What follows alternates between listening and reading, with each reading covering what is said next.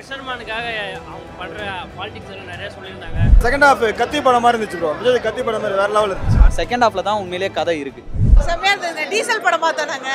சூப்பரா பண்ணியிருக்காரு ஹரிஷ் கல்யாண்.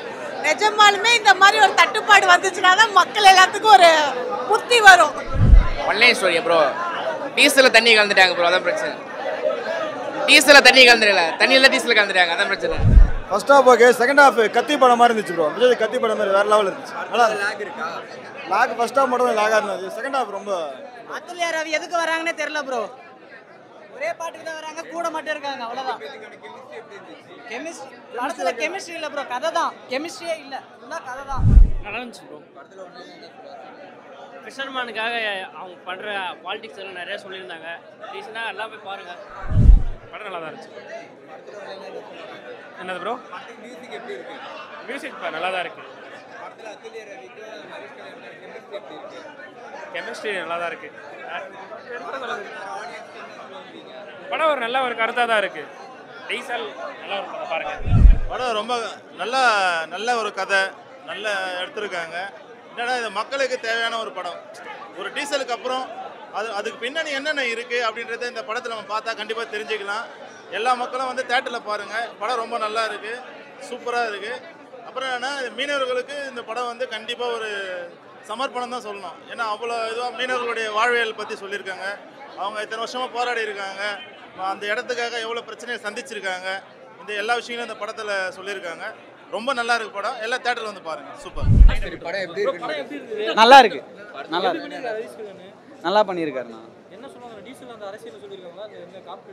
ஆமாம், டீசல் அந்த அதை பற்றின அரசியலை தான் வந்து சொல்லியிருக்காங்க ப்ரோ. இது வந்து எல்லாருமே பார்க்கலாம் ப்ரோ. நம்ம டெய்லியும் நியூஸில் பார்க்குற ஒரு விஷயத்த தான் அது ஒரு பிரச்சனை. ஃபிஷர்மேனுக்கு என்னென்னலாம் பிரச்சனை வருமோ அதெல்லாம் தான் வந்து பண்ணியிருக்காங்க. ஸோ எல்லாருமே பார்க்கலாம்.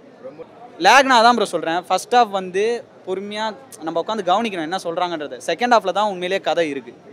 ஸோ நல்லா இருந்தது ப்ரோ. அது ஆல்ரெடி இட்டு தான் தேட்டரில் பார்க்கும்போது உண்மையிலேயே நல்லா.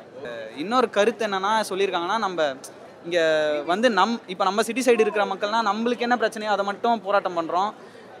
இனிமே ஸ்லம்மோ சிட்டியோ கோஸ்டல் சைடு இருக்கிற யாருக்காக இருந்தாலும் பிரச்சனையாக இருந்தாலும் அவங்க பிரச்சனையை அண்டர்ஸ்டாண்ட் பண்ணி எல்லாருமே சப்போர்ட் பண்ணணுங்கிறத தெளிவாக காமிச்சிருந்தாங்க. ப்ளஸ் வந்து க்ரூட் ஆயிலால் என்னென்ன கோஸ்டல் சைடு பிரச்சனை இருக்குது அப்படிங்கிறதையும் காமிச்சிருந்தாங்க. ஆக்சுவலாக இது வந்து யோசிக்க வேண்டிய விஷயம். உண்மையிலே நல்லா பண்ணியிருந்தாங்க. பெட்ரோல் டீசல் பின்னாடி இருக்கிற பாலிடிக்ஸ் பற்றி ஃபிஷர்மேனை கொஞ்சம் சப்போர்ட் பண்ணுற அளவு மாதிரி சொல்லி வராங்க. பேக்ரவுண்ட் ஸ்கோர்லாம் கொஞ்சம் ஓகேவாக தான் இருந்துச்சு, நல்லா தான் இருந்துச்சு. ஃபர்ஸ்ட் ஹாஃப் எனக்கு ஆக்சுவலி ஸ்லோவாக போகிற மாதிரி ஃபீல் ஆச்சு. தென் செகண்ட் ஹாஃபில் பிளாட்டஸ்லாம் வச்சு it was nice at the end.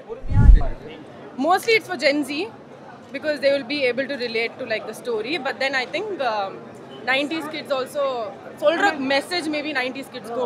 They'll also yeah they have convey பண்ணி அதான் நான் சொல்றேன். அந்த மெசேஜ் மேபி 90s kids கொண்டு கொஞ்சம் maybe love story they won't be able to relate with all the situations. It was fun. Yeah. It was fun. Thank you. படம் எப்படி இருந்துச்சு? சூப்பரா இருந்துச்சு, நல்லா இருந்துச்சு. படத்தில் ஹரிஷ் கல்யாண் ரொம்ப நாள் கழிச்சு நடிக்கிறாங்க. அவருக்கு இந்த படம் ஒரு கம்பேக்காக இருக்கு. நான் பிக் பாஸ்லேயும் பார்த்துருக்கேன். என் பையனாவே நான் ஏற்றுக்கிட்டேன். நல்லா வந்து எனக்கு ரொம்ப பிடிச்சது படம். நல்லா பார்த்தேன். அந்த மீனவர் பற்றி சொல்கிறது நல்லா இருக்கு. அம்மா பற்றி பேசுறது ரொம்ப நல்லா இருக்கு. நைனா பற்றி பேசுகிறது ரொம்ப ரொம்ப நல்லா இருக்கு.